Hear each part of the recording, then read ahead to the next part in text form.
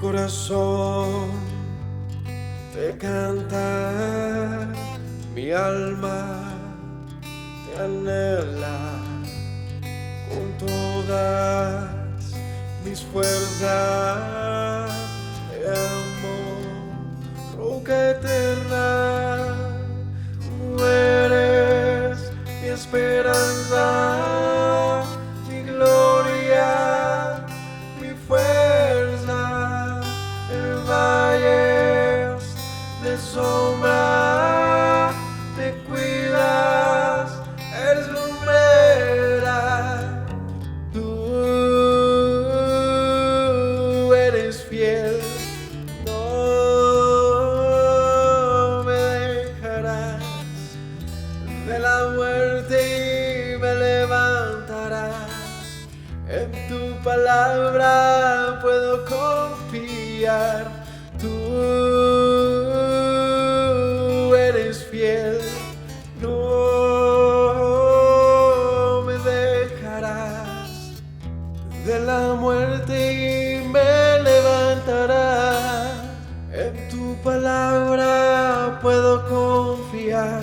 Eres fiel.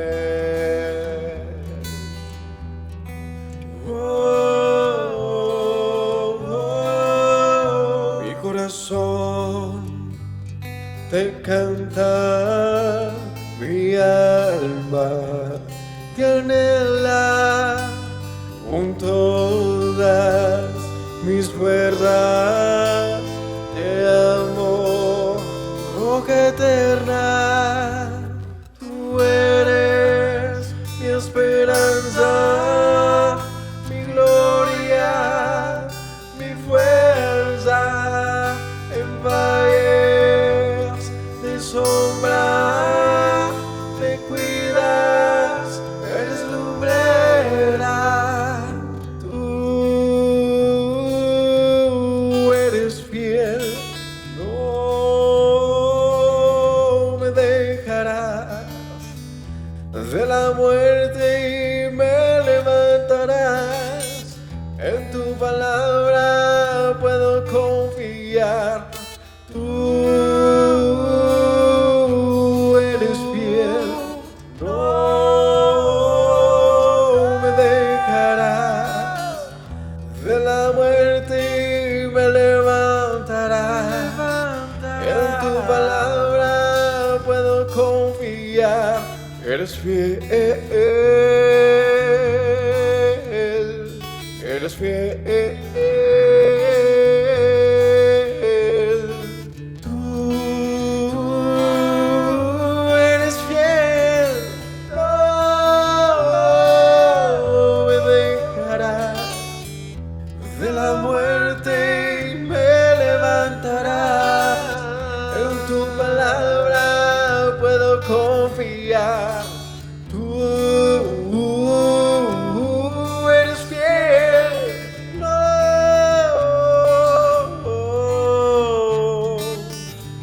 de la muerte me levantarás.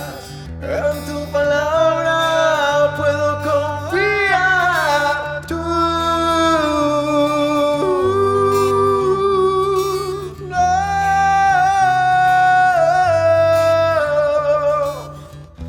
de la muerte me levantarás. En tu palabra puedo confiar. Eres fiel, eres fiel. Tú eres fiel, no me dejarás. De la muerte me levantarás. En tu palabra puedo confiar.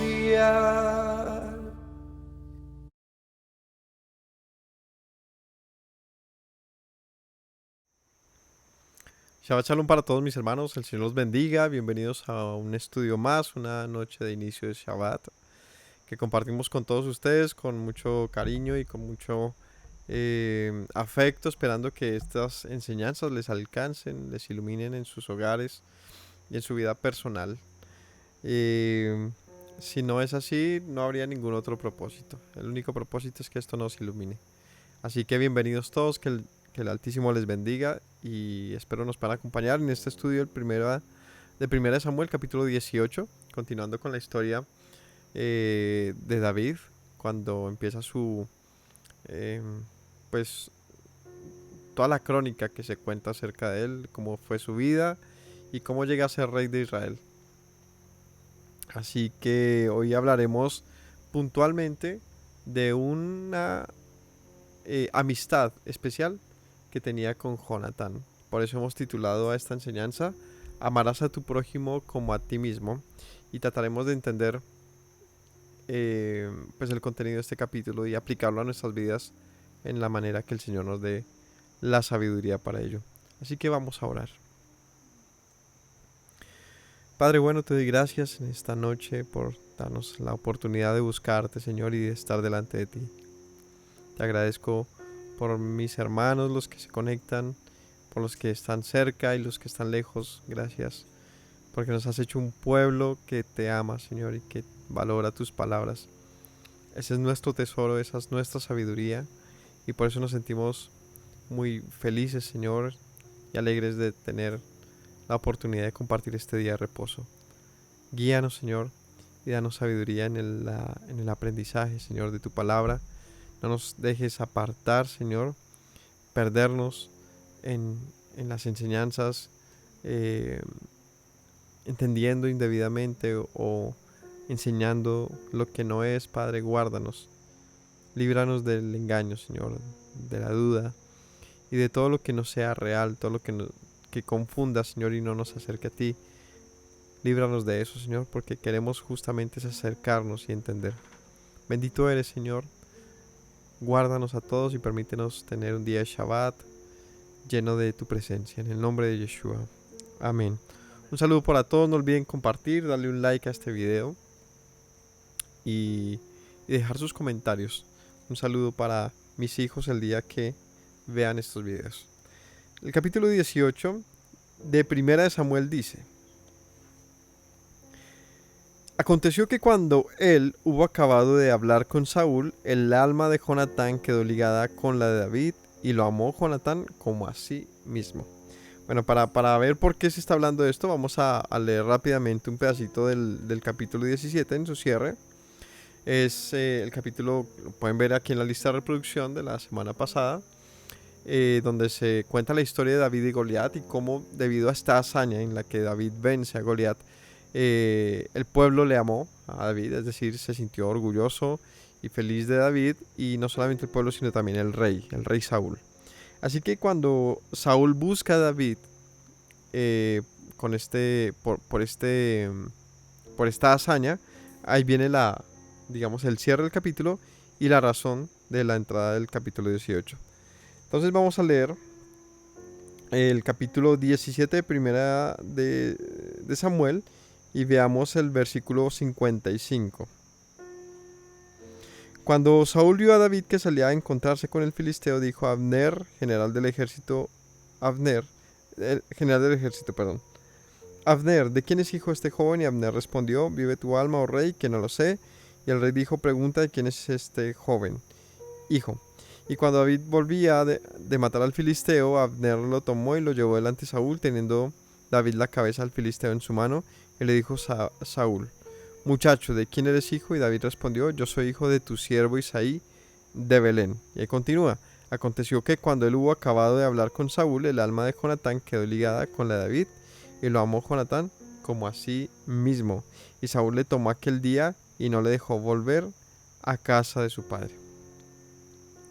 Bueno, este capítulo no es la primera vez que se menciona a Jonatán, ¿no? ¿Quién es Jonatán? Jonatán es uno de los hijos del rey Saúl, es decir, es un benjaminita, y era un hombre que, de acuerdo a un pasaje en particular que leímos hace, creo que unos 2 Shabbats, se menciona que Jonatán era un hombre valiente y que se dispuso a ir a combatir a los filisteos él solo con su escudero, ¿no?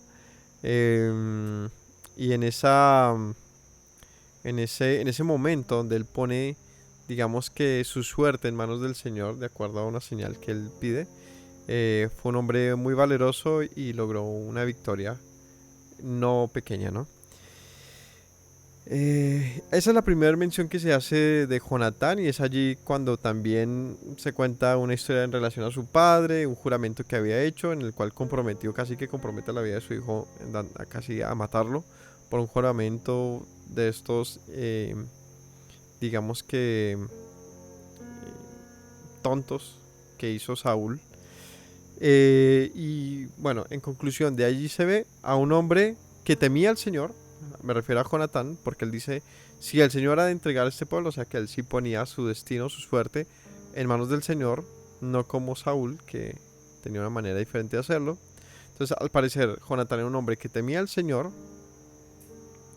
y era un hombre muy valiente. Importante. ¿Por qué es importante esto? Porque él sería heredero del trono. O sea, si Jonatán es hijo del rey y es tan mencionado, es porque era un hijo, digamos que muy capaz y muy cercano a su padre en lo que tiene que en los asuntos del reino. Y este Jonatán, en la historia que vamos a ver desde el capítulo 18 en adelante, va a encontrar en David una historia muy peculiar, muy extraña e incluso puede ser confusa. Por lo tanto, vamos a leerla con calma, con paciencia, y vamos a darle a estos textos pues el orden que corresponde, ¿no?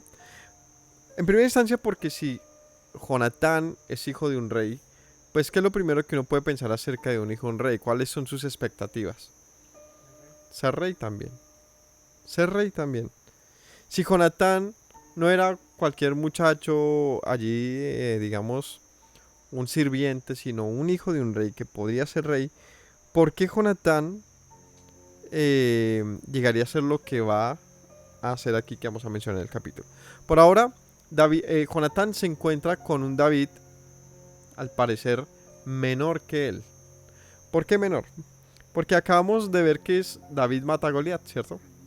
O sea que está en la misma época en la que se mencionó en los estudios anteriores, que probablemente David tendría unos 13, 14 años. Era bastante pelado, ¿cierto? Joven. Bastante muchacho. Pero Jonatán ya iba a las guerras. David se metió en la pelea, digamos, contra Goliat, en contra de la voluntad de su familia y de las burlas de todo el mundo. Porque pues ver a un muchacho, es que aunque tuviera 18 años, uno dice, mejor que vaya un adulto, ¿no? Porque en la comparación fisiológica entre David y Goliat, y mental, y de valentía y de todo, cualquier persona diría, no, es mejor que vaya un hombre experimentado en la guerra, un hombre valiente que haya estado en guerras, y en un pelado que ni siquiera le quedaba bien el uniforme de un soldado. Si David era así de joven, la pregunta es, ¿qué edad podría tener Jonatán? ¿No? ¿Qué edad podría tener Jonatán? Pues aquí podemos sacar algún par de hipótesis. Quizás Jonatán no fuera tan joven como David. ¿Por qué podríamos pensar que Jonatán no era tan joven?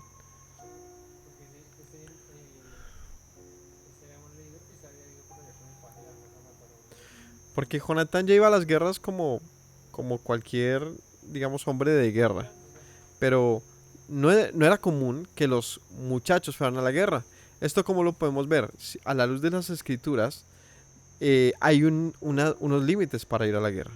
Los hombres de 21 años para arriba era la norma, digamos, común general, por lo menos en la que el Señor hacía el conteo de hombres para la guerra. Quiere decir que los menores de 21 años, de 20 años, muy probablemente no iban a la guerra. Muy probablemente. Mucho menos en la casa del rey, donde por simple lógica se tendría que guardar la vida del muchacho, ya que sería el futuro de su propia, digamos que casa, ¿no? Sería el heredero. Así que no tiene sentido pensar que Jonatán, siendo también un joven, digamos de 14 años, se haya ido solo con su paje de armas por allá al monte a matar filisteos con el permiso de su papá, porque en el pasaje donde se cuenta la historia dice que Jonatán tenía una, ¿cómo se llamaría esto? Un grupo de guerreros en su lugar. Recuerden que Saúl estaba en un lugar y Jonatán en otro. Creo que uno estaba en Gilgal y el otro estaba en Meriba, una cosa así. La verdad no recuerdo y no voy a buscar en este momento. O sea, estoy parafraseando esa historia. Eh, esa historia la pueden ver en el capítulo 13. De ahí en adelante es donde se habla de esto. El caso es que si Jonatán ya tenía a su mando hombres y todo, pues podemos pensar que Jonatán era un hombre mayor de 20 años por lo menos. Es decir, no era tan muchacho. Ya sería ¿qué título se le puede dar a esto?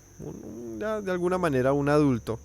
Un hombre que ya eh, se encaminaba en los asuntos del reino de una manera importante, donde él lideraba incluso algunas batallas. Entonces, teniendo en cuenta eso, es decir, a un David que ni se le pensaba para la guerra por su edad, y a un Jonatán al cual era normal en las guerras, cuéntame. Recuerda que David fue escogido como entre los 10 a 13 años, más o menos. Ujú. Y él le sirvió con el arpa a Saúl un tiempo, ¿sí? Entonces él dice que más o menos, por la historia de José, dice que por ahí él de pronto tendría entre 19 y 20 años cuando mató a Goliat, que había pasado un tiempo. Y que Jonatán por ahí le llevaba unos 10 o 20 años de más. Por ahí David tendría, él tendría por ahí 40 años o algo así, cuando conoce a David, o sea, en ese momento. Y David por ahí tendría unos 20 años. Josefo menciona las edades. Más o menos cree que podría tener esa edad. Ah, no conocía ese ático. Sí. Bueno, por aquí me mencionan que de pronto Josefo, Josefo es un historiador bíblico, calculaba, y tocaría buscarla, si me ayuda, ¿dónde lo menciona Josefo? ¿Sí? ¿En qué parte? Que muy probablemente sí, como lo estoy mencionando, Jonatán le podría llevar unos 10 o 20 años a David. Muy importante ese dato, porque sin haber leído a Josefo y sin conocer mucho de la historia extra bíblica, llegamos a la misma conclusión. Y es que en efecto Jonatán sí era mayor que David y no eran, digamos, dos amiguitos, llamémoslo así, es decir, dos compañeros jóvenes, no. ¿Por qué entonces Jonatán, dice aquí, en el versículo 1 del capítulo 18, dice que lo amó Jonatán como a sí mismo? Cuando acabó de hablar David con Saúl, el alma de Jonatán quedó ligada con la de David y lo amó como a sí mismo. ¿Por qué después de una conversación en la cual Saúl busca a David luego de haber matado a Goliat, Jonatán llegaría a tener ¿cómo se llamaría esto? Este sentimiento o este espíritu hacia David? ¿Qué razón le podemos dar desde aquí con lo que hemos construido hasta el momento? ¿Qué razón podríamos darle a este comportamiento de Jonatán hacia David? ¿Alguna idea?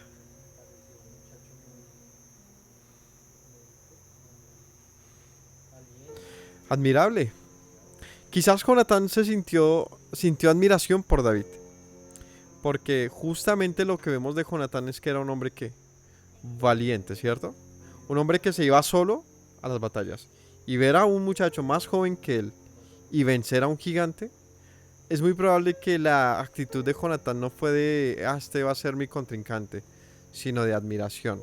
De ver a un muchachito, pues no sé qué edad tendría David, pongámosle que de entre 15 a 20 años, un pelado, pero verlo matando a un gigante, quizás lo que surgió en Jonatán fue admiración en David, y de acuerdo a las actitudes de su padre, también podríamos, y seguramente sabiendo que Samuel también ya había retirado su apoyo a Saúl, ¿no? Porque el Señor le dice a Saúl que pues que su descendencia no iría más delante de él.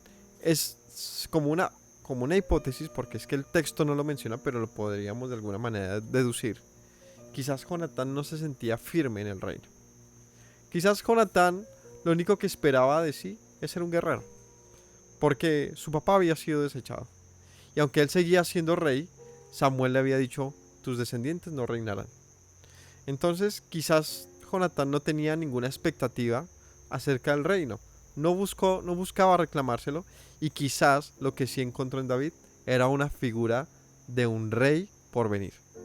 Así que lo que vamos a ver de Jonatán en adelante es que era para David, ¿qué? ¿Qué era Jonatán para David? Si alguien conoce la historia, ¿en qué se convirtió Jonatán para David? En un protector. En un protector. De aquí en adelante, Jonatán va a ir un paso adelante en relación a la vida de David, protegiéndolo de su propio padre. Jonatán se convirtió en un hombre que puso su vida por encima, y de alguna manera la entrega en favor de David. Entonces, teniendo ese contexto, vamos a entender lo que pasa. Un hombre de 10, 20 años mayor que otro, dice aquí el texto, ligó su alma con la de David y le amó Jonatán como a sí mismo. Saúl le tomó aquel día y no le dejó volver a su casa, a la casa de su padre. Es decir, David se quedó en aquel momento en la casa de Saúl. Hicieron pacto Jonatán y David porque él le amaba como a sí mismo. Y Jonatán se quitó el manto que llevaba, se lo dio a David y otras ropas suyas, hasta su espada, su arco y su talabarte. Y salía David a donde quiera que Saúl le enviaba, y se portaba prudentemente, y lo puso Saúl sobre gente de guerra, y era acepto a los ojos de todo el pueblo y a los ojos de los siervos de Saúl. Bueno, aquí vuelve y repite en el 3, se hicieron pacto Jonatán y David porque él le amaba como a sí mismo. Resulta que estos textos, que no sé cómo los estamos leyendo, si ya los habíamos oído o no, son textos complicados para la mente actual, porque se trata de interpretar qué quiere decir el texto, ¿no? Hasta el siglo XIX era común la interpretación de tipo un amor puro. La interpretación común de estos textos era un amor ideal en una sociedad donde la autoridad era de hombres.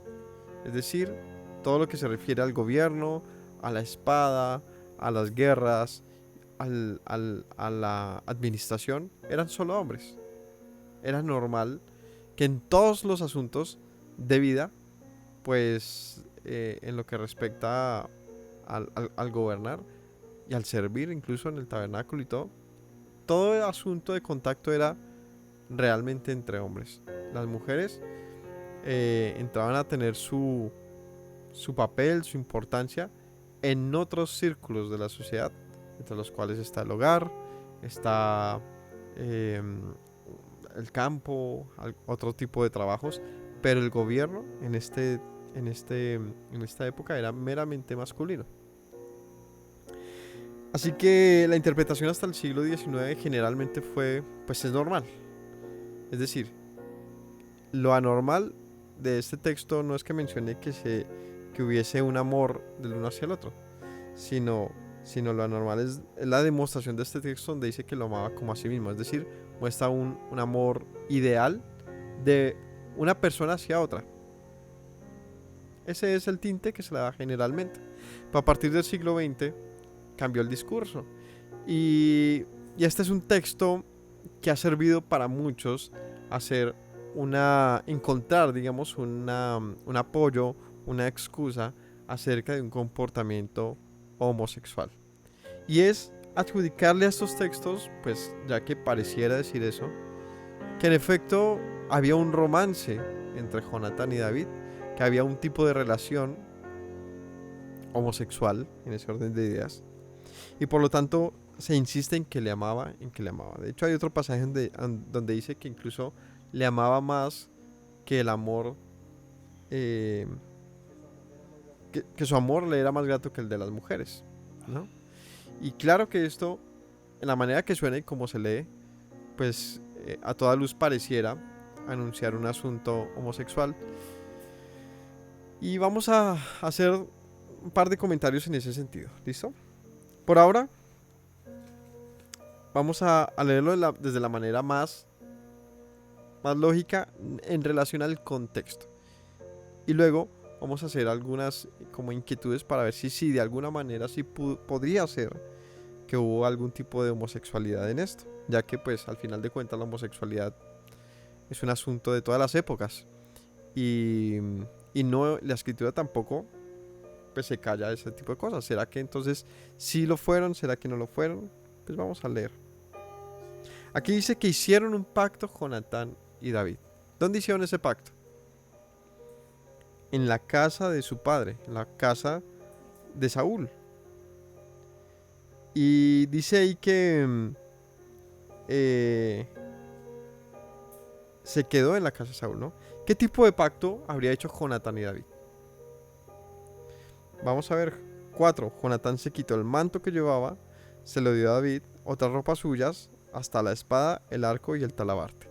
¿Por qué Jonatán le entregaría toda su armería, todo su equipo, su ropa incluso real a David? Vean la lógica de esto. Esto no es que se acostaron y entonces le dio su ropa, por lo que muchos quisieran también seguramente leer. Tuvieron un acto sexual y entonces después del acto sexual le da su ropa. No. No es lo que quiere decir esto. ¿Por qué? Porque se menciona que hubo un pacto entre ellos. ¿Qué pacto se está demostrando en el verso siguiente? ¿Qué pacto habría hecho Jonatán y David? Ya que aquí no se precisa. ¿Cómo?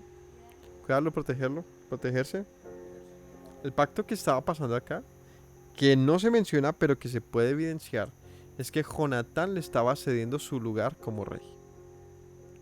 Jonatán estaba entregándole a David por una razón que aquí no se describe con puntualidad, pero Jonatán había cedido su lugar como rey, que el Señor ya le había quitado, porque de hecho Samuel ya le dijo esto a Saúl. Pero de alguna manera y en toda lógica también podría haber Jonatán buscado su lugar, ¿no? Haberlo reclamado o haberlo peleado, pero no.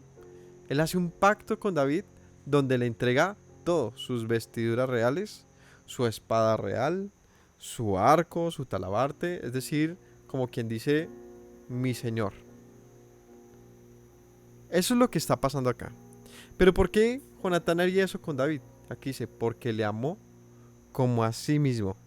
¿Y qué es amar a alguien como a sí mismo? Porque es que ahí es donde vamos a tratar de argumentar que no es un asunto homosexual. Que puede leerse así porque estamos en una sociedad cuyo estereotipo busca, digamos que ver reflejos de esto en todo lugar. Y seguro que sí hay de esto en mucho en la historia e incluso en la escritura, porque la misma escritura lo denuncia. Pero ¿cómo interpretar cuándo sí y cuándo no? Eso es lo que vamos a tratar de entender. El amarse al otro, al amar al otro como a uno mismo. Este texto aquí suena romántico, pero en toda la escritura se describe. Y amarás a tu prójimo como a ti mismo.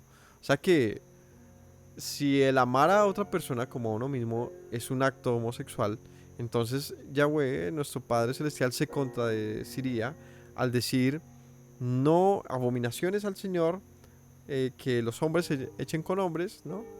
Pero por otro lado digan ámense los unos. A ver, ama a tu prójimo como a ti mismo. ¿Será que el amar al prójimo como a uno mismo se hace referencia a un acto homosexual? Y viceversa, ¿será que el echarse un hombre con otro hombre quiere decir amar a su prójimo como a sí mismo? Porque aquí no dice que Jonatán y David tuvieron un romance. No dice que Jonatán y David se echaron, que es algo que la escritura describe sin ningún problema. Cuando la escritura dice que un asunto pasó, lo menciona. No lo oculta, ¿no? Si alguien fue bueno, si alguien fue malo, lo dice. No tiene por qué, no tiene necesidad de callarse, ni dejar cosas a un asunto de discusión como para ver ustedes qué interpretan. En la manera en que se escribió esto, en la época que se escribió, muy seguramente no había la necesidad de aclarar este asunto.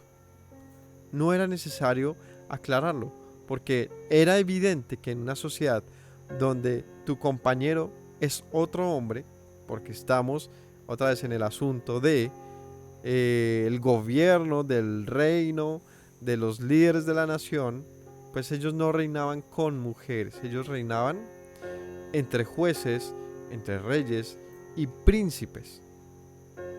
Entonces, el amor no es un asunto de género. Vamos a partir de esto. Yo pensé que la enseñanza de hoy fuera a tomar capítulo 18 y 19, pero cuando la estudié yo dije, no, esto tiene, aunque pareciera una historia, digamos, de momento corta, la verdad es que tiene un buen material para que ahondemos un poquito, o bueno, de una manera importante, el asunto del amor de acuerdo a las escrituras.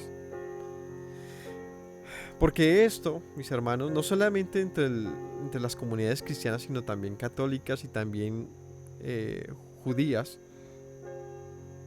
se ha encontrado un apoyo para entender o querer entender que la escritura apoya el homosexualismo.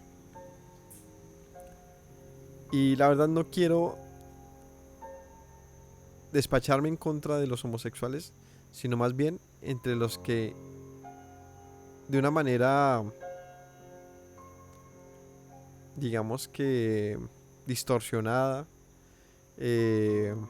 hipócrita y malvada, buscan culpar al Señor de sus desviaciones, o buscan culpar al Señor de mentiroso, de alguien que dice una cosa por acá y luego dice otra por acá, que aprueba por acá y desaprueba por allá. No, es que ese es el problema realmente, y es la confusión, ¿no? ¿No dijo el Señor de la serpiente que era astuta, ¿no? Y no lo, digamos que clave del pasaje de Adán, Eva y la serpiente fue que ella logró camuflar mentiras entre las verdades, porque el pasaje que se lee acerca de la serpiente y Eva es una conversación que tiene verdades, pero que tiene mentiras que parecen verdades, y es justamente ese mensaje al que quiero como abordar.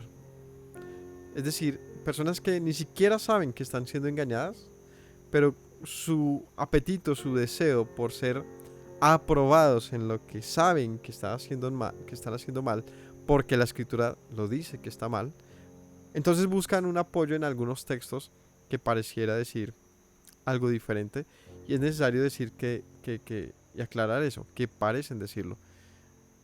¿Por qué vale la pena la aclaración? Porque es un texto milenario, en otro contexto, de otras culturas, de otras formas de vida, de aprecio por la vida, de aprecio por el prójimo y de comportamiento social diferente.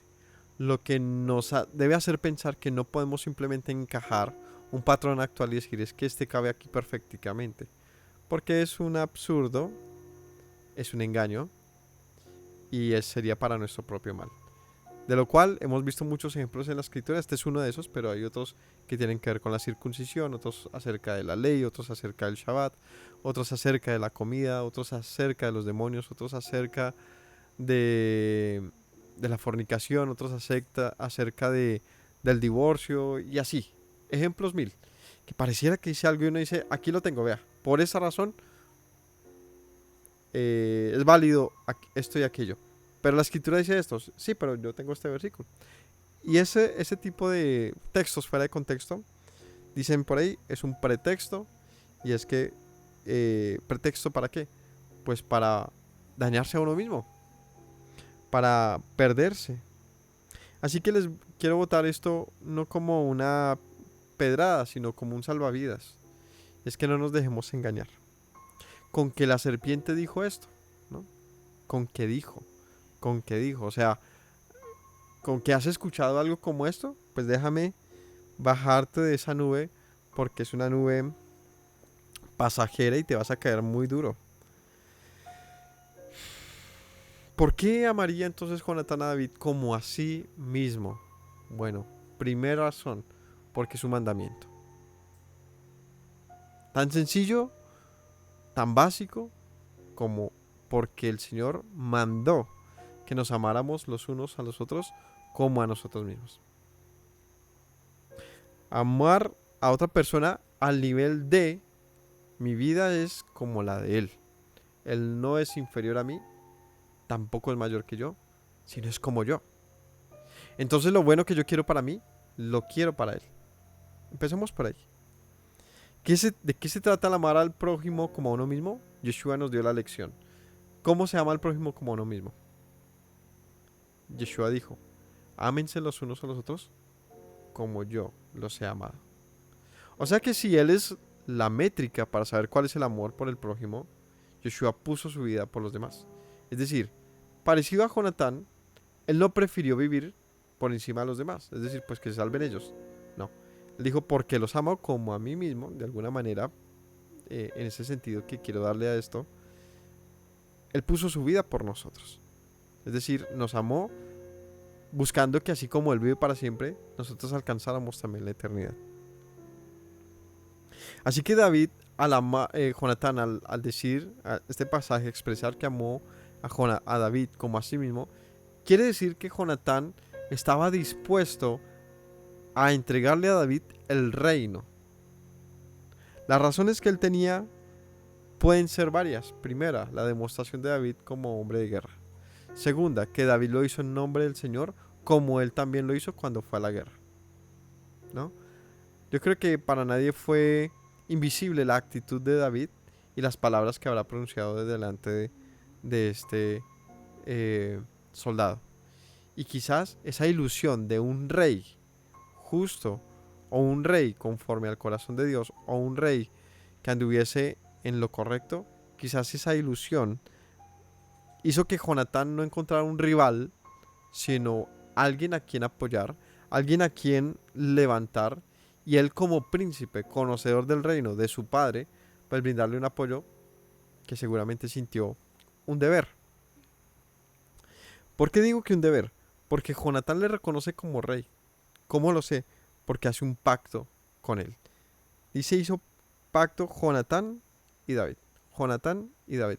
Es curioso que no anteponga a David, ¿no? David y Jonatán hicieron pacto, no. Jonatán hizo pacto y David. Lo que me hace pensar es que Jonatán fue el que propuso. Porque, ¿qué va a hacer David? La acaba de conocer y venga, ¿me va a pasar su espada? No tiene sentido, ¿cierto? Pero sí es muy probable que Jonatán, viendo lo que había tenido algún tipo o de revelación, o el Señor le haya mostrado, o su corazón le haya movido, como sea, pero él dijo, este joven merece mi espada y las vestiduras que yo tengo. Y se las pone. Se las da, perdón.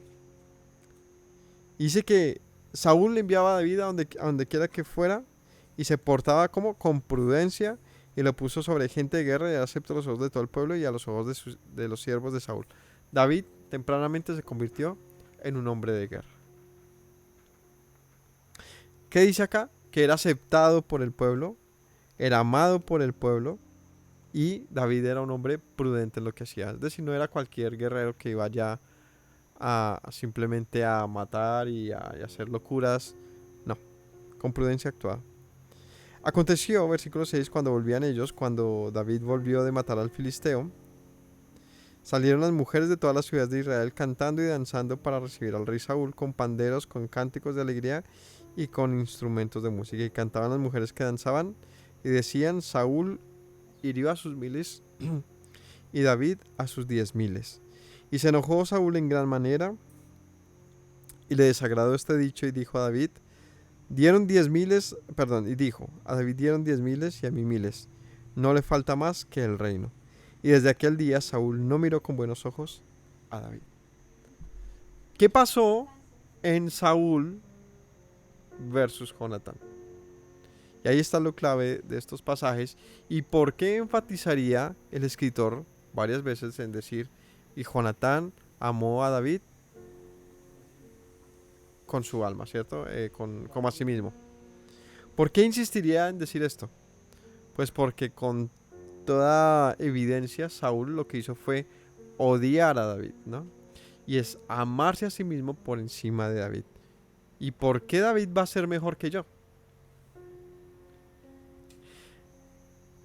¿Qué es lo que nos hace amar u odiar a otra persona? ¿Qué es eso que nos motiva?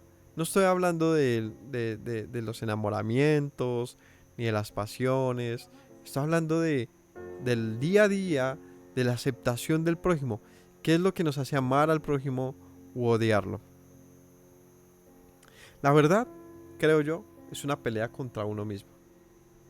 Es una pelea en la que tú sientes que si amas al otro, dejas de amarte a ti. Es un engaño en el cual crees que tu amor es tan, y no más bien, no digamos que crees, es una evidencia en la que nos encontramos, en la que nuestro amor es tan escaso muchas veces, que solamente creemos que tenemos amor para nosotros mismos, y ahí no cabe nadie más. Un egoísmo tan grande, una arrogancia tal, en la que siempre necesitamos estar allí de primeras, en la cual necesitamos la aprobación del mundo. Es un momento en el que sentimos que nadie puede ser mejor que nosotros, y esa es la gran desgracia de la humanidad.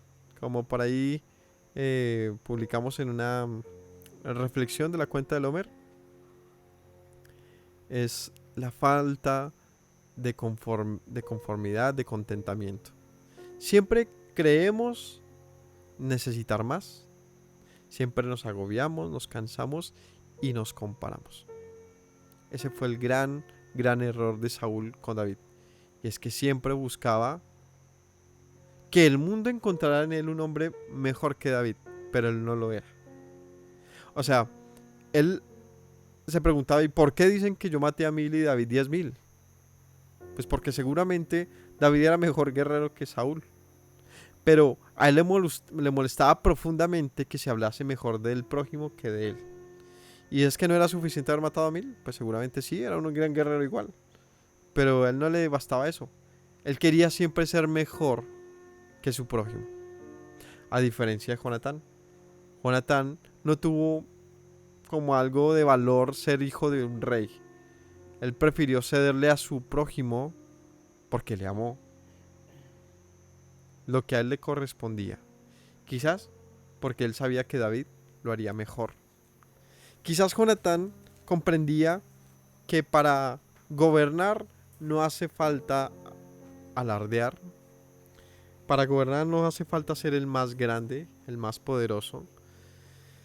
Para gobernar no hace falta tener la aprobación de todos. Para gobernar, ¿qué es necesario? ¿Qué fue lo que encontró Jonatán en David? Que Saúl envidiaba de David. ¿Ah? ¿Qué era lo que... A ver, ¿qué fue lo que aprobó Jonatán en David? Lo que le gustó, lo que le confirmó en lo que pensaba acerca de David, de lo cual Saúl envidiaba. ¿Qué era? Que Saúl tenía el apoyo del pueblo, siendo apenas un caudillo. Tenía el apoyo del pueblo, que David era un hombre temeroso de Dios, que era un hombre que ganaba las guerras. Recordemos que Saúl no ganaba todas las guerras. Que David era prudente y era muy humilde, y ahorita vamos a ver algún par de pasajes de este mismo capítulo, donde muestra la condición y la actitud de David acerca de todo. No era pretencioso, sino que era humilde. A toda luz, grandes rasgos que podrían poner a David que harían que un gobierno en el cual David fuese rey, pues lo haría de una manera modesta y buena. Jonatán logró ver esto. Saúl envidió esto, ¿no? A veces las molestias de la gente por otros no es aquello que hace la otra persona en lo particular, sino lo que no encuentra en sí mismo. Por eso les decía que el problema con el amar al prójimo a veces no radica en que el prójimo, no sé, sea bueno, sea malo, nos moleste o no. A veces es una pelea interna, con una aprobación de uno mismo. Saúl tenía un conflicto y empieza a tener aquí un conflicto grandísimo con David.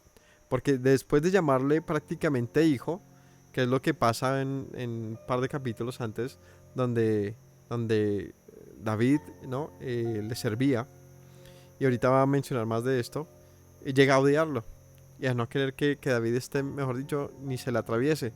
Y porque David le hizo algo, no, simplemente porque David era una mejor persona que él. Y es que acaso Saúl no podría ser mejor persona que David, sí, pero no lo podía. ¿Por qué no podía? Porque todo el tiempo era pensando en que el otro era mejor que él. No se ocupaba en trabajar en sí mismo, sino en cómo destruir al otro. Entonces, ese tipo de mentalidad le arruinó la vida y también buscó destruir la de David. Y acerca de eso tenemos mucho que meditar, que reflexionar. Porque a veces nuestras iras, nuestras molestias, nuestras quejas acerca del prójimo son solamente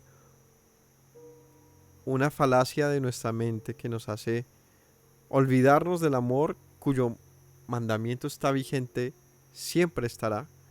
Lo dejamos a un lado, esperando ser nosotros aprobados en nuestro mal corazón. A veces es una guerra donde Goliat está en nuestro corazón y siempre quiere vencer. Y vemos al otro como un insecto, ¿no? Vienes a mí con palos como si fuera un perro. Siempre que creemos ser el gran Goliat. ¿Y tú quién eres?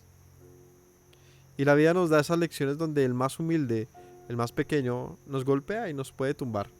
Pues el mayor enemigo de David no era Goliat. Tampoco eran los filisteos. Seguramente era Saúl. Y el mayor enemigo de Saúl, perdón, no era Goliat ni los filisteos, sino era sí mismo. Porque en su arrogancia y en lo que él creía que era él mismo, le era imposible reconocer lo bueno de los demás. Le era imposible aceptar la voluntad divina. Le era imposible hacer lo correcto.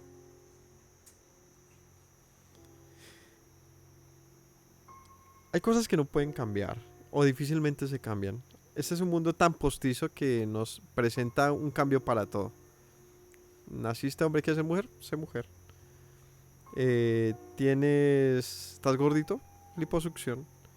¿Estás bajito? Mándate estirar las piernas. ¿Eres rubia? Mándate tinturar de negro. ¿Tienes ojos oscuros? Ponte lentes. ¿Estás muy blanco? Mándate broncear. Y etcétera.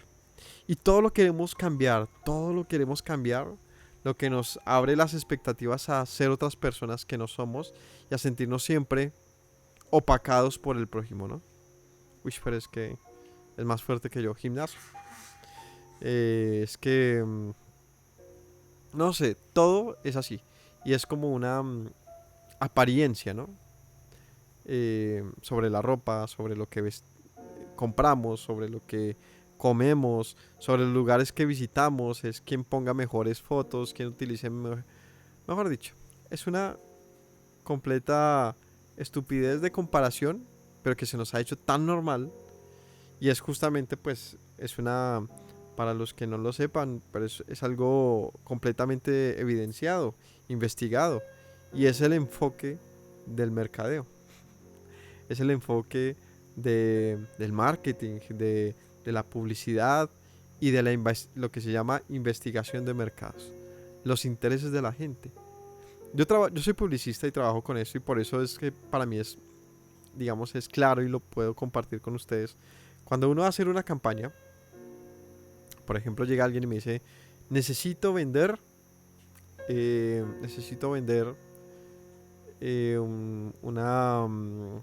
anillos de plata. Voy y los compro allí en San Andresito a un precio y yo los vendo más costoso.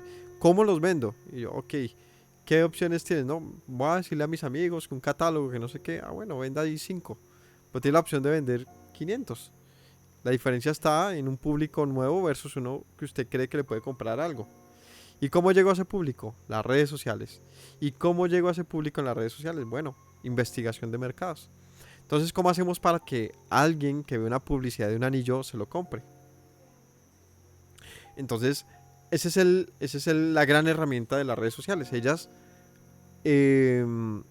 ponen a disposición de las empresas y de los que hacen pauta el conocimiento de la sociedad.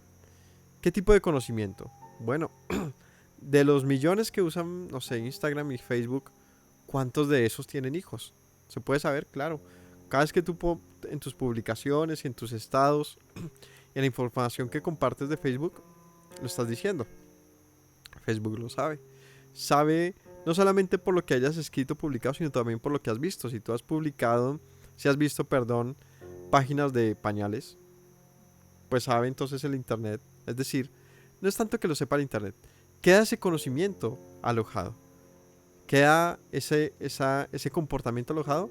Entonces ya se sabe que tal usuario compra pañales, o sea que se asume, tiene hijos, o sea que le podríamos presentar una publicidad de leche Clean, o sea que yo no estaba buscando leche Clean, pero me salió la leche Clean. ¿Y cómo supieron que yo necesitaba leche Clean? Por mis comportamientos. O sea que también podríamos ofrecerle información sobre el aborto y sobre el no tener más hijos y sobre el ¿cómo se llama esto? El cuidado para no tener más hijos, ¿cómo le llaman eso? La planificación. Y claro, ¿cómo van a saber eso de mí? Pues porque saben todo de mí, por mis propios comportamientos. Y entonces me pueden hacer como a las ovejitas, meterme a un mismo corral donde van otras. Porque la publicidad va dirigida. Y me crean, esto nos puede crear necesidades que no teníamos. Entonces, en ese ejemplo, ¿no? Que no me fui por el de los anillos, sino el de los bebés. Entonces, de repente yo no estoy pensando en planificar. Un ejemplo. Pero me empiezan a decir, planifica. Beneficios. Pues más tiempo para los hijos que ya tienes. Te evitas más gastos económicos, menos dolores de cabeza. Y bueno, todos los beneficios que pueda tener no tener más hijos. Y entonces, sin que yo lo haya buscado, me dicen, pues no tenga más hijos. Y entonces yo empiezo a tener una necesidad generada que claro que la pude haber pensado, pero libremente haber determinado, pues sí quiero otro hijo. Y entonces, o viceversa, mi esposa querer tener más hijos y yo no. Y entonces se genera una discusión mayor sobre eso.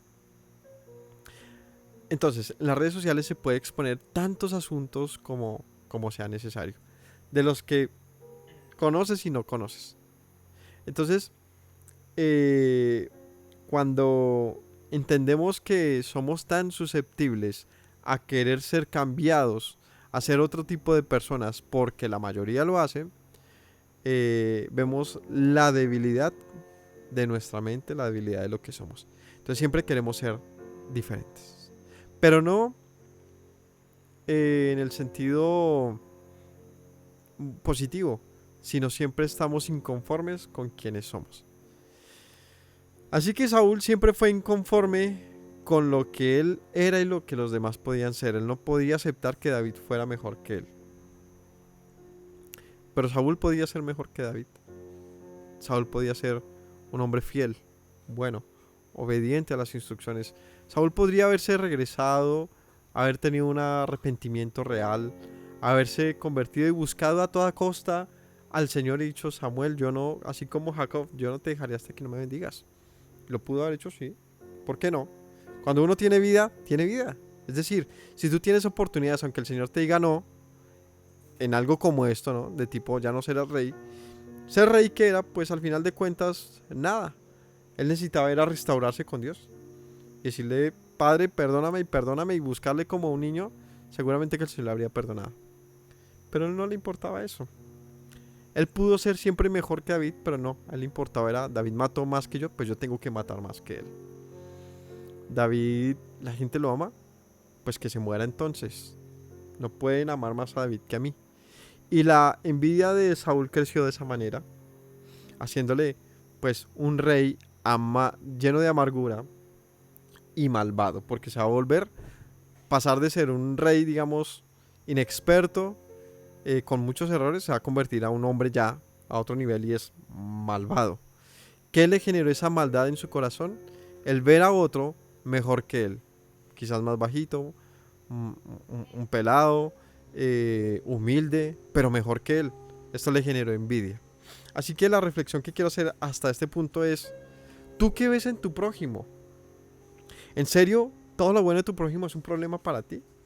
¿No estás dispuesto a aceptar que tu prójimo, en sus diferencias contigo, va a tener más virtudes o diferentes virtudes? Cuando nosotros vemos al prójimo como un problema, la verdad es que el problema sigo siendo yo. Hay gente que canta excelente y por eso yo canto bastante regular, y entonces voy a tener odio sobre ellos. ¿Qué estupidez es esa? ¿No serían ellos más bien un punto de inspiración para mí? Para decir, venga, qué bonito lo hace. O sea que si ellos lo lograron, yo podría lograrlo también. Y hay gente que es muy amorosa, mucho más de lo que yo he sido. Pues, total. Y entonces yo voy a odiarlos porque son amorosos y yo no. ¿No debería ellos ser inspiración para mí, para ser más amoroso? ¿No hay gente mucho más brillante, inteligente? Pues, por montones. Y entonces los voy a odiar. ¿No debería más bien inspirarme en ellos? Esa es la invitación que quiero hacerles. Porque los odios que nos compartimos hoy en día, que se nos suman así como un colectivo viral de redes sociales, no es por lo diferente del prójimo, en el sentido de que diferente hacia lo malo, sino de es mejor que yo. Es buscar desinformar, negativizar todo lo bueno que tiene otra persona. De tal manera que lo bueno del prójimo lo hemos pormenorizado al punto que ya no existe. Y tenemos el descaro de decir, yo amo a mi prójimo. Tenemos el descaro de decir, ama a tu prójimo como a ti mismo. Digo que es un descaro porque dentro de nosotros no siempre pasa. A veces lo único que encontramos en el prójimo es rivalidad. Y eso no es sano para nadie, ni para el prójimo. Pero la verdad, él sigue con su vida. Pero para mí, ¿vale la pena uno estar pensando en por qué no fui más alto? Pues ¿por qué no? No tiene sentido ese pensamiento. Claro, como el mundo te dice, pues puedes serlo. Entonces viene mi aflicción de, voy a hacerlo entonces. Pero hay cosas que yo sí puedo cambiar. Sin necesidad de nada externo. Hay cosas que yo sí puedo cambiar. Y es que todo eso que otra persona puede hacer mejor, puede hacer bien, perdón, yo también lo puedo hacer. Porque yo puedo cambiar lo que yo soy internamente. Todos podemos trabajar en ser mejores personas. Todos podemos trabajar en ser más amorosos, en ser más serviciales, en ser más brillantes, inteligentes, en ser más cultos, en ser más talentosos. Todo eso se puede cultivar y no lo puedes comprar a nadie. Eso tú lo cultivas. Ahí sí es como un campo, ¿no? Como un terreno. Tienes que sembrarlo, regarlo. No puedes echarle nada extraño, quizás un abono, pero es algo que va brotando con el tiempo. Así que el mejor ejemplo de todo esto es finalmente la manera en que la escritura lo muestra. Es como un árbol dando frutos. Puede ser un árbol, sí, muy frondoso, sin fruto. Puede ser un árbol seco, lleno, un chamizo. O puede ser un árbol con fruto y hermoso y grande. ¿Todos tenían la misma semilla? Sí. ¿Por qué uno dio un mejor fruto que otro? Porque uno fue mejor trabajado que el otro. Pero nunca un chamizo, por estar mirando al árbol de al lado que da más fruto, va a dar fruto entonces. No es así que sean los frutos. Es trabajando en uno mismo. Así que, en esta pequeña conclusión, Saúl no debería haber odiado a David. Saúl debió haber trabajado y haber admirado a David para ser un hombre como él, entonces, en lo que le admiraba o en lo que detestaba. Pero Jonatán sí lo pudo ver. ¿Y cómo le llama la escritura aquí en lo que leímos a esto? Amar al prójimo como a uno mismo. Entonces ya vemos un gran ejemplo, además del de Yeshua, acerca del amor al prójimo. ¿Sabes cuál es? que nunca vas a estar diciendo, ¿y por qué él sí y yo no? No. Es, yo te digo que tú sí, aunque yo no. Y eso no me invade, no me importa. Porque mi felicidad también es que tú seas feliz. Porque mi felicidad es saber que tú eres bueno en esto y lo puedes hacer bien. Yo no tengo por qué estar peleando con todo el mundo en querer. Eso es como el jefe que quiere hacer todas las tareas en la empresa porque cree que nadie puede, que nadie es capaz, ¿no? De eso hay muchas empresas, gente que le pasa eso, que le cuesta delegar y todo lo quiere hacer y eso no le deja pues avanzar a la empresa. Pero cuando aprendemos a estar tranquilos y a apoyar a nuestro prójimo, pues entonces ¿qué hacemos? Aprendemos y llegamos a ser tan buenos como él. Así que lo que hizo Jonatán es delegarle, o ¿cómo se diría? Comprometerse en apoyar a David porque lo vio en un hombre mejor que él seguramente, o un hombre que valía la pena en eso, que tenía la aceptación del Señor y que evidentemente el Señor estaba con él. Así que el amor al prójimo consiste en esto, mis hermanos, y es ¿hasta dónde es amarse a uno mismo? Bueno, ¿qué tanto harías por ti mismo? Pues todo lo que sea necesario. Ok, respuesta hecha. ¿Qué es amar al prójimo como lo mismo? ¿Qué estás dispuesto a hacer por tu prójimo? Conclusión, todo lo que sea necesario. Porque por nosotros mismos buscamos la comida, nos enamoramos, trabajamos, hacemos todo en esta vida. Incluso somos hasta egoístas, todo por nosotros mismos. Ok, amar al prójimo es hacer todo lo necesario por tu prójimo. Porque cuando no hacemos esto, cuando no somos generosos con el prójimo, pues eso tampoco es amor al prójimo como a uno mismo. ¿Quién de nosotros es michicato con uno mismo? Uno siempre quiere estar en paz, estar bien, tener el primer lugar. Continuemos. Versículo 9. Desde aquel día Saúl no miró con buenos ojos a David, y aconteció al otro día que un espíritu malo de parte de Dios tomó a Saúl y desvariaba en medio de la casa. David tocaba con su mano como los otros días y tenía Saúl la lanza en la mano. Y arrojó Saúl la lanza diciendo, enclavaré a David a la pared, pero David lo evadió 2 veces. Mas Saúl estaba temeroso de David por cuanto Yahweh estaba con él y se había apartado de Saúl. Como se mencionó, David se estaba quedando en la casa de Saúl. Y aquí dice que más otros pasajes, que David tocaba el arpa para Saúl porque era atormentado, ¿no? Este hombre, al haber abandonado al Señor y vivir su vida como la decidió vivir, pues ya no tenía paz y vivía atormentado, lleno de miedos, lleno de delirio, de persecución, de ambigüedades, de todo lo que una vida sin Dios hace en una persona. Y en este caso, alguien que había estado con él, que le había reconocido, y que es como que te dicen, vamos a la guerra, ¿no? Te dan todos los equipos, te ponen pues cual Robocop, y llegas a la guerra y te quitan todo y te dejan ahí solito y sin nada. ¿Cómo se siente uno? Pues perdedor y humillado y estresado, afligido porque en cualquier momento mueres. Pues seguramente así estaba Saúl, chicaneando de que era un gran rey, pero la verdad estaba más solo que nunca, más solo que nunca.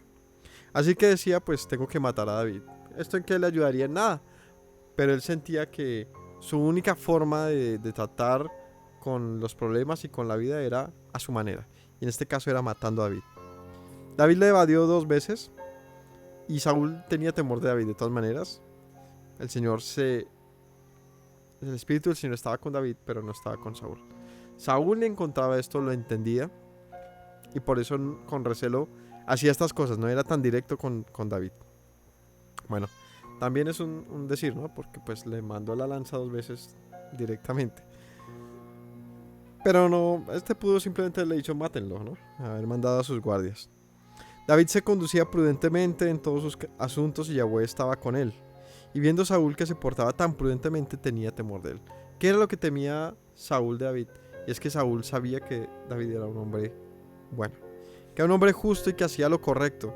Así que meterse con una persona cuando es inocente y cuando es justa y recta, sabes bien que no te va a ir bien en la vida.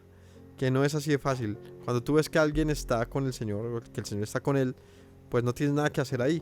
Así que Saúl estaba como indeciso.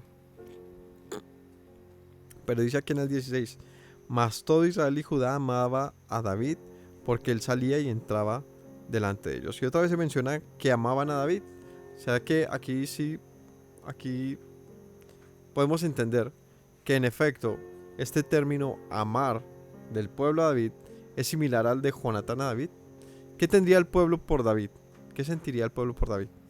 Otra vez, esperanza, ilusión, sentían aprecio, orgullo, sentían, ¿cómo se le llama esto? Admiración por quien era, por la figura de David. También Jonatán. Entonces dijo Saúl a David: he aquí que yo te haré a Merab, mi hija mayor por mujer, con tal que me seas hombre valiente y pelee las batallas de Yahweh. Mas Saúl decía: no será mi mano contra él, sino que será contra él la mano de los filisteos. Así que Saúl empieza a mandar a David a la guerra. Su intención obviamente era matarlo, de tipo, pues yo no lo voy a matar, que lo maten los filisteos. ¿Cómo lo hacía? Pues prometiéndole cosas, diciéndole: eres un hombre de mucho honor, por eso ve a la guerra siempre, ¿no? Serás mi yerno, así que ve a la guerra. David respondía a Saúl: ¿quién soy yo? Y aquí es donde les digo, vea la actitud de David. David no era alguien que chicaneaba ni se creía mucho, sino antes decía: ¿pero para qué te pones en esas? ¿Quién soy yo? ¿Qué es mi vida o la familia de mi padre en Israel para que yo sea yerno del rey? No es necesario que me prometas eso. Simplemente mándame a la guerra. No es necesario que me digas que yo deba ser tu yerno. Llegado el tiempo en que Merab, hija de Saúl, se había de dar a David, fue dado por mujer a Adriel, Mejolatita. O sea, Saúl era un tipo completamente falso, no podía cumplir ninguna de sus palabras. Era uno de esos reyes que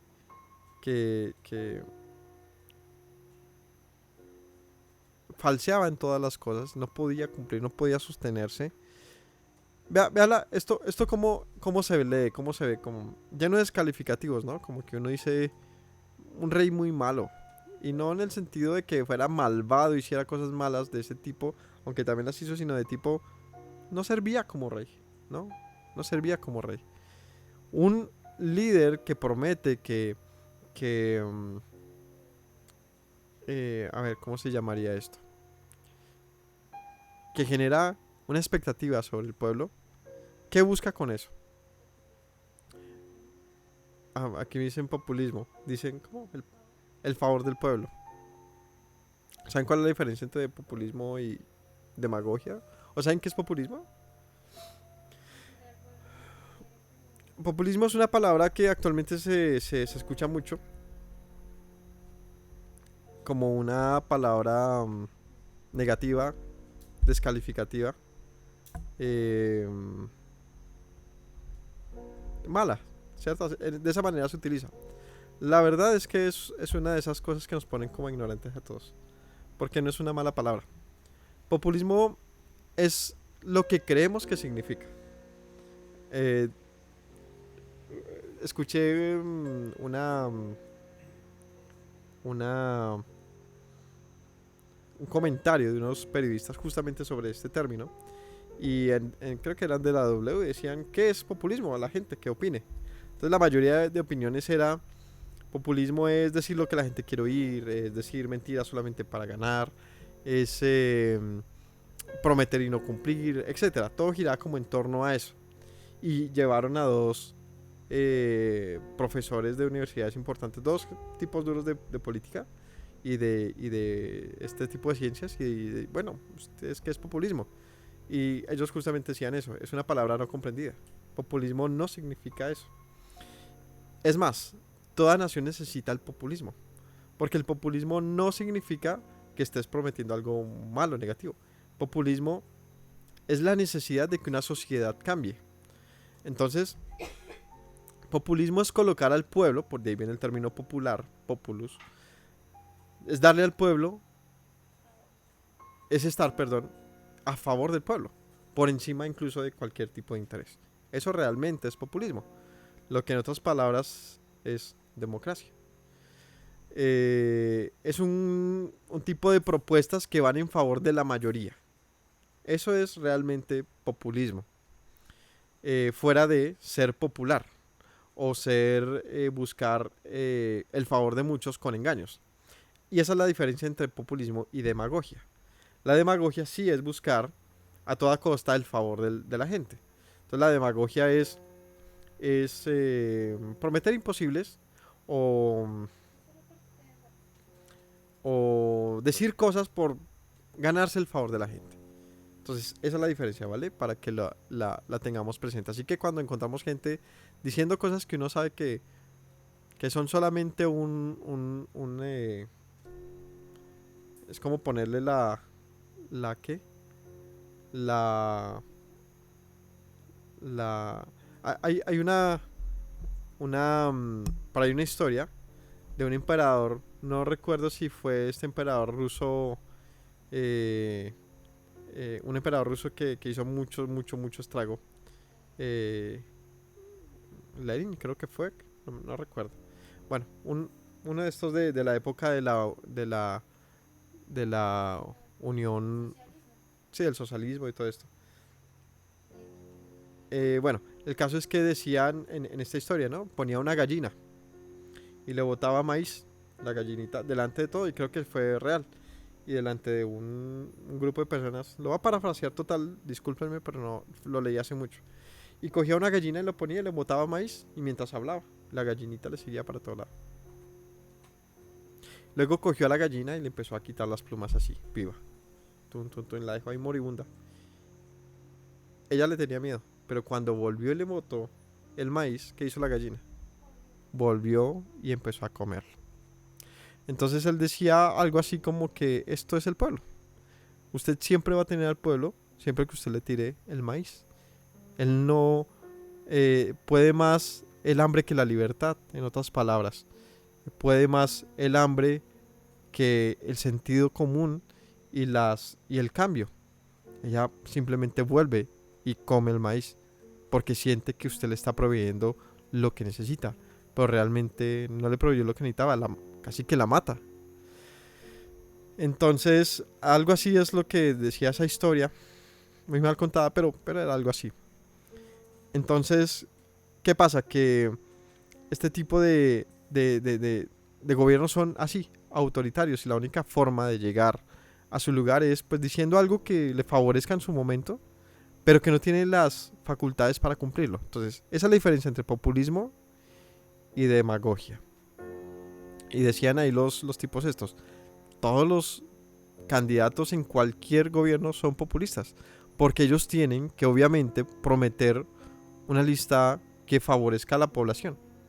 Entonces eso no es una palabra descalificativa. Lo que descalifica es la ignorancia de no saber qué es populismo. Es como también hablar de usted es de la izquierda, ok, equivale a algo malo. Lo mismo, ignorancia de todos. Bueno, esos son asuntos que simplemente nos hace falta leer mucho. Nos hace falta investigar y dejar de ser como la gallinita siguiendo el maíz. Así que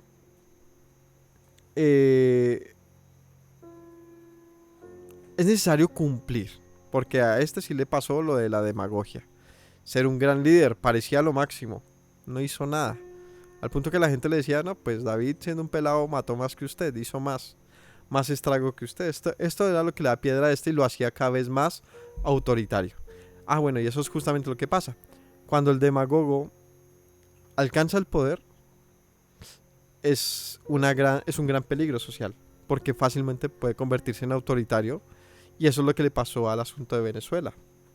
Y es que hombres que llegaron, digamos, con propuestas populistas, otras demagógicas, no sé si es el término, al verse imposibilitados de cumplirlas, la única manera que tuvieron fue un asunto autoritario, que es lo que pasó con, por ejemplo, este señor Maduro y todo esto, que ha sido muy mala su administración, pero él sigue proclamando que ha sido un gran gobierno.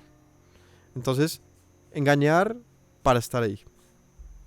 Pero siempre ha habido una solución. Y es corregir, hacer las cosas bien, buscar ayuda, encontrar una solución. Todo, dicen por ahí, ¿no? Todo en esta vida tiene solución. Todo tiene solución. Dicen por ahí, la muerte no, hasta la muerte. Porque vendrá la vida eterna. O sea, todo tiene una solución, pero nuestro orgullo, nuestra arrogancia y nuestra incapacidad de ver a los demás como mayores, que en el caso de un gobernante es ver al pueblo como superior realmente, como un igual, pues nos hace ser acometer todo ese tipo de males, ¿no? Entonces,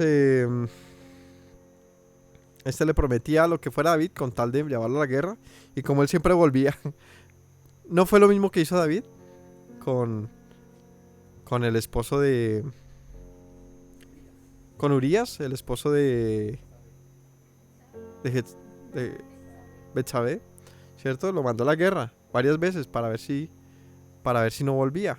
Bueno, este descartó primero, vete a tu casa, y lo mandó varias veces. Finalmente le dice, vete a la guerra. De alguna manera David hizo lo mismo que Saúl esperaba de él. Esto es algo que veremos más adelante cuando ya empecemos a ver los pecados de David. Por ahora, Saúl estaba haciendo esto con David. Lo mandaba a la guerra esperando que no regresara. Dice que a esta no se la entregó, Merab, sino se la dio a otro hombre, y 20. Pero Mical, la otra hija de Saúl, amaba a David, y fue dicho a Saúl y le pareció bien a los ojos. Saúl dijo, yo se la daré para que le sea por lazo, y para que la mano de los filisteos sea como él. Dijo pues Saúl a David por segunda vez, tú serás mi yerno hoy.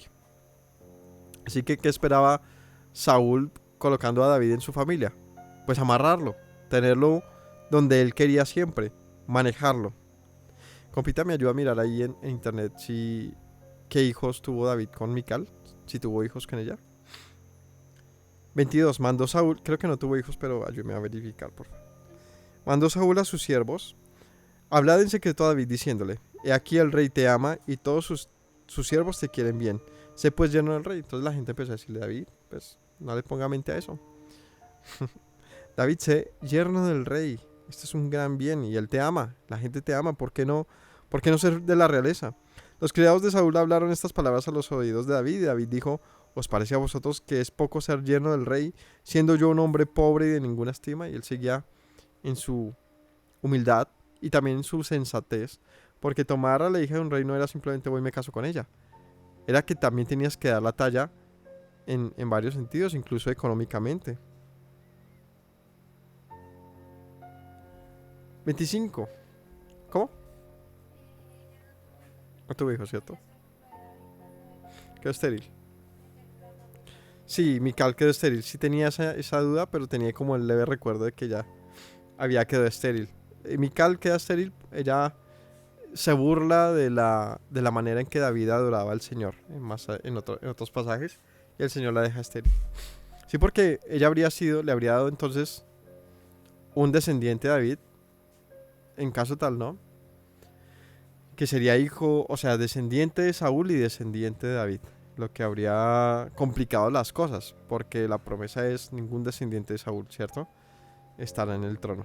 Así que el Señor literalmente dejó a Saúl sin nadie para reinar de su familia, incluyendo a los hijos de David, que aunque fue yerno de él, no le dio nietos. 25. Saúl dijo, decida así a David, el rey no desea la dote, sino 100 prepucios de filisteos, para que sea tomada venganza de los enemigos del rey. Pero Saúl pensaba hacer caer a David en manos de los filisteos. Entonces cada vez exigía más, ¿no? ¿Cómo así que una dote por mi hija? Más bien tráigame 100 prepucios de filisteos. Vaya premio tan extraño. ¿Pero qué es 100 prepucios de filisteos? Era, vaya a la guerra y mirar cómo le quita 100 prepucios a los hombres. Quitarle el prepucio era circuncidarlos. ¿Pero usted cómo le quita el prepucio a otro hombre? Que no sé. Obviamente no se lo iba a dejar quitar, pues matándolo. Ese orden de ideas, si quieres ganarte esos prepucios, tienes que matar a 100 hombres. Cuando sus siervos declararon a David estas palabras, pareció bien la cosa a los ojos de David. ¿Y qué dijo David? Fácil. Con la mano en la cintura. Pásenme el corta uñas. Y dice que David se fue, le pareció bien, para ser yerno del rey, y antes que el plazo se cumpliera, se levantó David, se fue con su gente y mató a 200 hombres de los filisteos. Trajo David los prepucios de ellos y los entregó todos al rey, a fin de hacerse yerno del rey, y Saúl le dio su hija Mical por mujer. Pero Saúl, viendo y considerando que Yahvé estaba con David y que su hija Mical lo amaba, tuvo más temor de David, y fue Saúl enemigo de David todos los días. Salieron a campaña los príncipes de los filisteos, y cada vez que salían, David tenía más éxito que todos los siervos de Saúl, por lo cual se hizo de mucha estima su nombre. Entonces, bueno, el tema de la matanza, pues eran enemigos, es decir, era una época de guerras, y el punto era aquí que siempre iban a la guerra y pues había muertes. La cuestión es que David estaba siendo siempre como el principal cañón, ¿no? Él estaba delante en las batallas y traía un resultado muy superior al que cualquiera traía, e incluso el mismo Saúl, lo que le enardecía más cada día y le hacía odiar a David. Así que en conclusión, no es un pasaje homosexual, más bien demuestra la capacidad de amarnos los unos a los otros, de que que entre dos hombres pueda existir esto sin que tenga nada que ver con una prohibición bíblica, sino más bien como un deber. No, es que muchos dicen, no, es que la homosexualidad fue castigada en otro tiempo, pero ya no. De hecho, Yeshua dice, amemos los unos a los otros, entonces pues que se amen los unos a los otros. No, eso no se debe leer así, es una completa... se aleja muchísimo, pero completamente del significado original. Yeshua no decía, anden aquí como en un... ¿cómo se llama eso donde se acuesta todo el mundo con todos? En una orgía, no se trataba de eso, sino de la capacidad de respetar al otro como un igual. Eso no es muy difícil de entender. No es difícil de entender. O es que con cuántas mujeres se acostó Yeshua y con sus amigos y sus discípulos. Y la escritura dice que tuvo el amor más grande. De tal manera amó Dios al mundo. Se acostó con tu mundo, ¿no? ¿Qué va a pensar así, no? No, poniendo su vida por los demás. Haciendo todo el deber por los demás.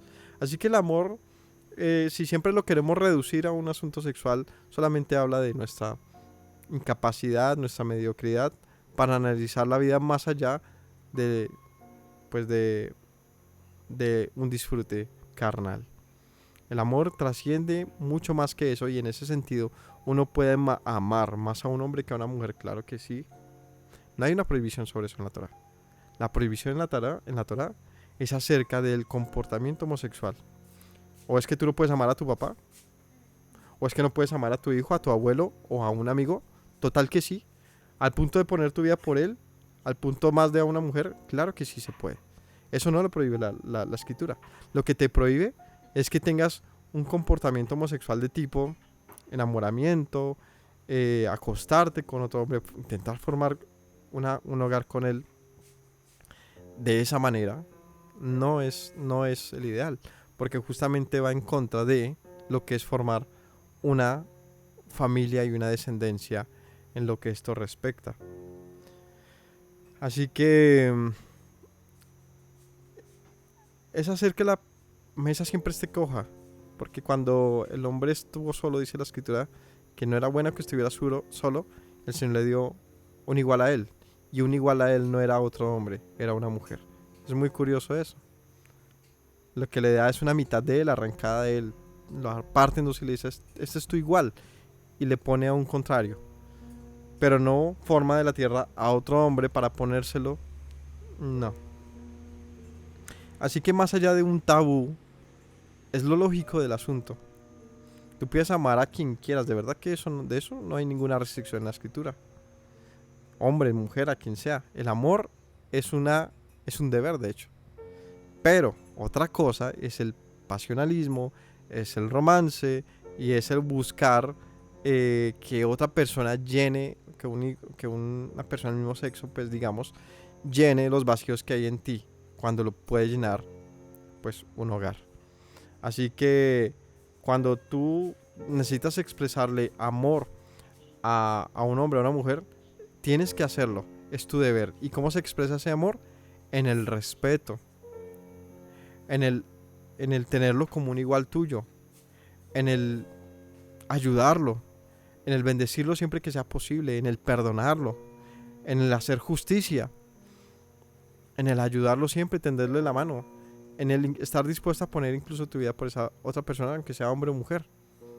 En eso, pues, ¿cuál es la ley ahí detrás de eso? Ninguna, no hay ley contra eso. Por eso les digo, en ese sentido, pues, ámese con quien quiera. Es más, tiene que hacerlo con todos en lo posible.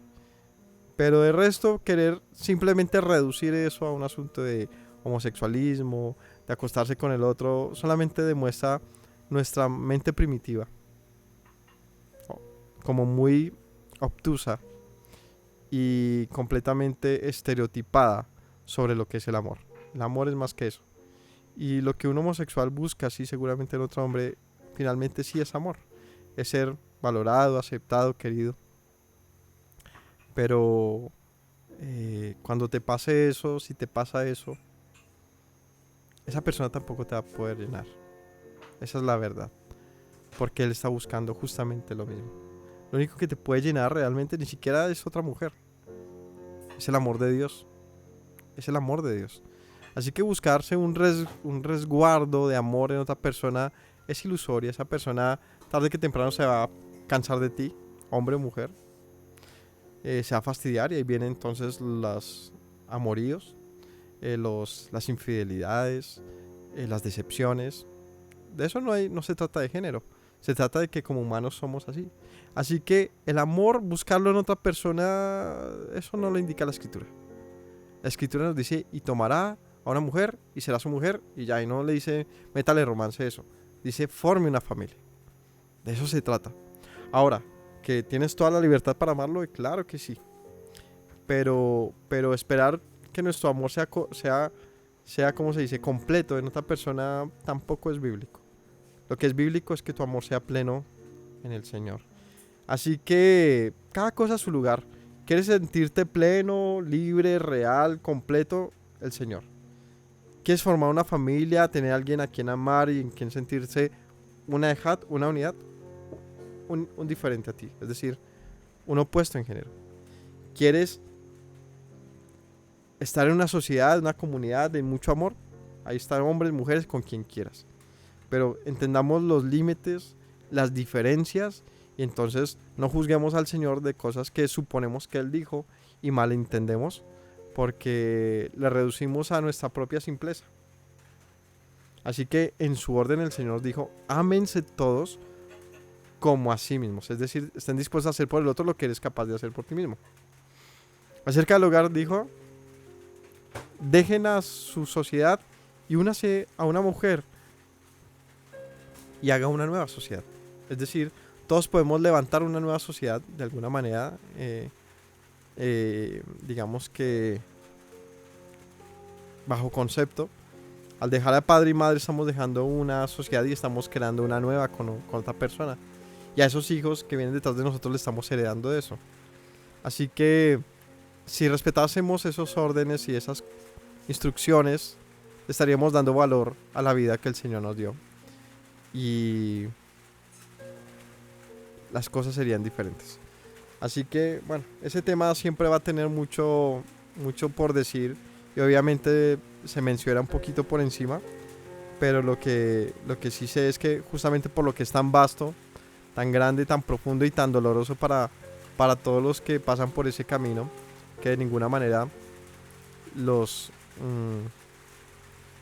pormenorizo o juzgo ni nada. La verdad, solamente les digo que no se dejen engañar por una falsa enseñanza, por oír lo que quieren oír. Sean un poquito más, ¿cómo se diría?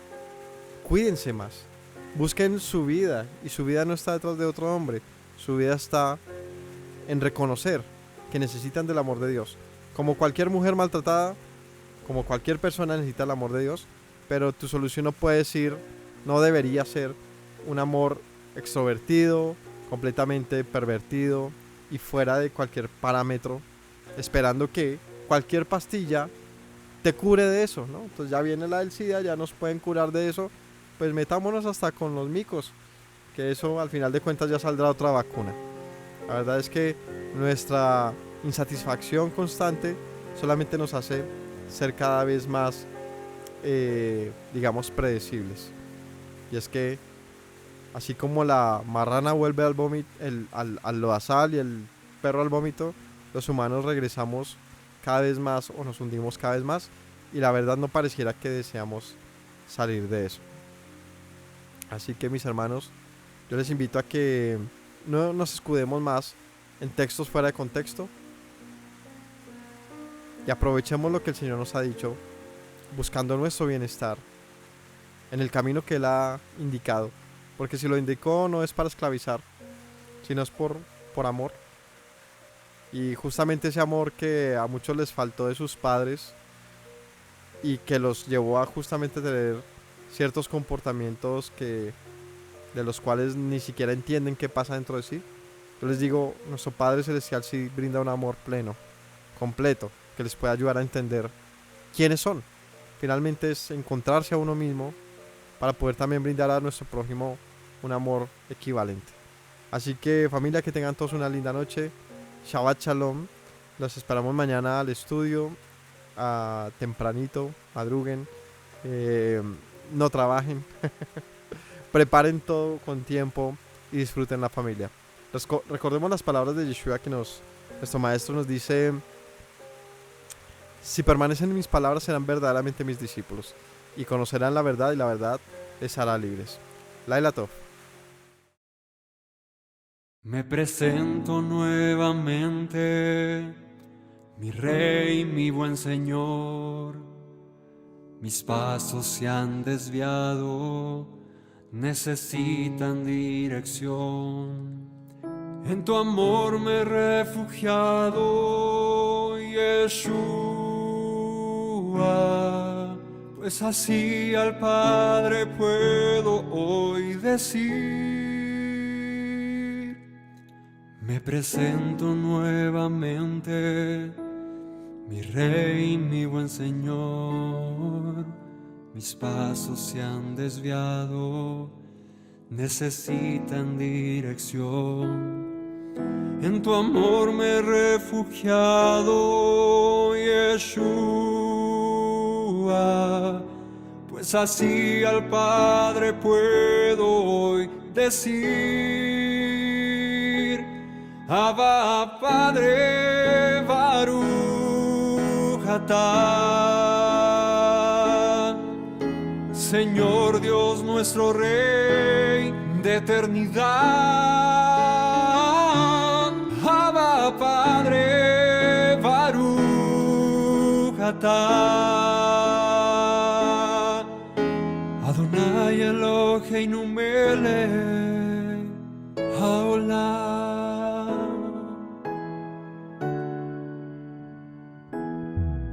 Me presento nuevamente, mi Rey, mi buen Señor. Mis pasos se han desviado, necesitan dirección. En tu amor me he refugiado, Yeshua,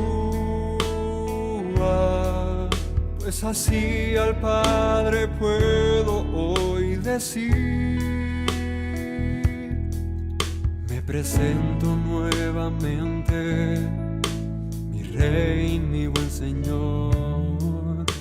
Mis pasos se han desviado, necesitan dirección. En tu amor me he refugiado, Yeshua, pues así al Padre puedo hoy decir: Abba, Padre, Baruch atah. Señor Dios nuestro Rey de eternidad. Abba, Padre, Baruch atah.